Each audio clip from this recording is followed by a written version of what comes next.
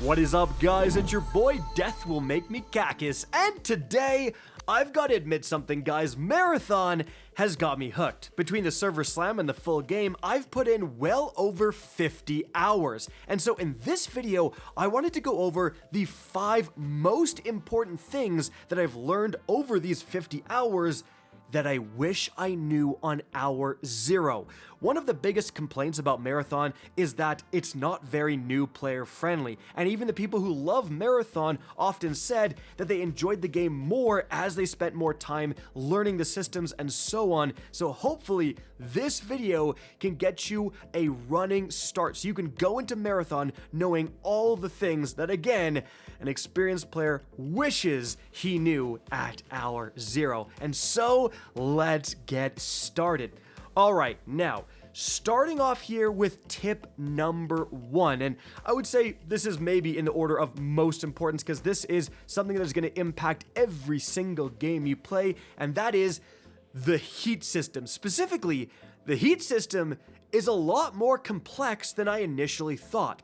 When I first started Marathon, I viewed the heat system where you would sprint and your heat would build up, and then eventually your heat would max out and then you can't sprint anymore. Well, I assumed it worked like other games like Call of Duty, which has kind of the same system. You can sprint until somehow you can't sprint and then you gotta slow down a bit, or at least old Call of Duties.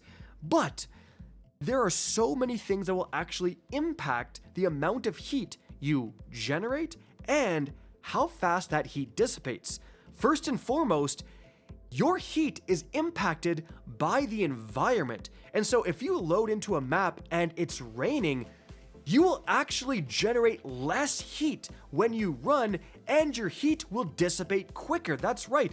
And so that means, hey, if you're on a map where it's raining, you can go for that like massive sprint. You can get much further across the map before your heat is fully done. And you'll actually see a little icon on your heat when this is happening where it kind of turns blue. It has a little bit of a down arrow and it's showing you that you are actually generating less heat. Now, this is not just rain, guys. It works with pretty much any source of water. If you walk through a puddle, you will actually get the same symbol, and again, your heat will dissipate quicker. Now, importantly, and this is huge, you can combine it with other things that dissipate heat. Mainly, when you crouch, you dissipate heat way faster. And so something I've started doing, as I play the game more and more, is honestly just crouch more and more. I run until my heat is pretty far up there, and then I'll crouch walk. And yes, I'm not going as fast as if I was just normally walking, but my heat is dissipating so much quicker that often it really does result in probably better overall distance, right? And you can combine these things. So crouching in a puddle is by far the best way to dissipate your heat fast. And so try to do that. Like if you're, running across the map, if you're running to a point of interest, right, and your heat is getting high, go a little bit out of your way, go into a puddle, crouch for a bit, watch your heat fully go down very quickly, and then get sprinting again. All right, now moving on from there, tip number 2 is the attachment system, specifically that it's more complex and important than I initially realized. Now, I have a whole video on the attachment system in Marathon that's going to go over more detail than I'm going to go over in this video, so check it out, linked right up above if you want to. But in Marathon, the rarity of a weapon is entirely determined by the rarity of its attachments. So I have this gold rarity machine gun right here. If I take off the gold attachment, that's the important part, and you can see it goes down in rarity. In fact, if I take off all of the attachments, now it's the base gray rarity. And so this means if you see a purple weapon, on a corpse in Marathon, and even now I still sometimes do this where I want to just put it in my inventory and I go, oh my goodness, I got to extract with this purple weapon, but really that takes up a ton of space in your inventory, right? So honestly, just take the attachments off. especially if it's a weapon like the Overrun AR or the Bully that you can buy in the armory. Heck, if you see a purple Bully, take off its purple attachment. If you can extract with that, again, it takes up much less space in your inventory, but then you can just buy a Bully from the armory, put the attachment back on, and go in if you want to use that now purple Bully, right? And so, another important thing is that the attachments themselves matter more than you think. The chip attachment is literally like a Destiny 2 perk. I've found Rapid Hit, I've found Slide Shot, or the equivalent effects within Marathon. And so sometimes you want to be reading these chip attachments because they can just massively change how a gun functions and make it a lot better. Conversely, sometimes you get like a purple chip attachment that's useless. It's like, oh, when you use cardio kick, something happens. Well, I don't have any cardio kicks, so I'm gonna take that off. I'm gonna replace it with a blue attachment that increases my stability when I get headshots, and it might be a lot better. So like, rarity isn't everything. And that also applies to sights. Guys, you can get thermal scopes in Marathon, and sometimes you're just gonna find a blue thermal scope, and this is 100% more powerful than a purple normal scope, right? So absolutely, familiarize yourself with the better attachments. Rarity doesn't always matter, and again, taking off the attachments from a weapon is going to be much more efficient on your inventory space, but those are the important things. That's what makes a weapon actually good, guys. Okay, so moving on from there, tip number 3 is upgrades. Specifically, the upgrade system makes a massive difference. You really want to be prioritizing these. Once again, I have a full video going over the best upgrades to buy, especially early. Check it out, linked right up above if you want more detail. But again, these upgrades really transform your base character. In Cyber Acme, you have a bunch of these upgrades to the right here that influence your heat system. That was like tip number 1, talking about how important it is to, know the heat system and ways to reduce it. Well, these are also going to reduce it. And once you get all of these together, you're going to be able to, sprint a lot more, recover a lot faster. Like, it is really going to make a difference in every single game you play. Another important one, if you really like certain weapons, you always want to have a sniper, there's actual upgrades you can get that allow you to buy weapons in the armory, so you can always have access to some of your favorite weapons. And so that makes the games so much more consistent, right? Like, if you fall in love with a certain weapon, you're really good with a certain weapon, but then you die, you lose it, you don't have to go in with weapons you don't like. You can unlock these, you can prioritize unlocking these particular upgrades that let you just buy another one and head back in with your favorite weapon. And if you're following my previous tip and you're like getting all these attachments, you can kit up that weapon, back to a pretty high level, pretty darn easily. So these upgrades are very, very important. You want to be prioritizing them.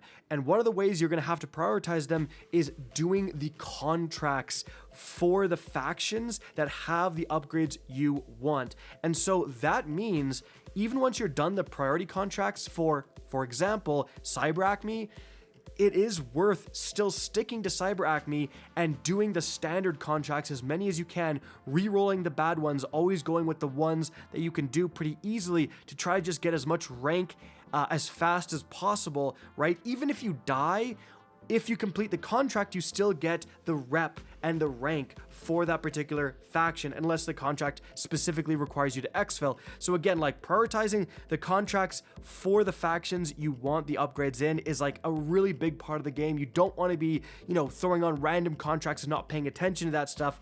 That is a very, very important thing to prioritize.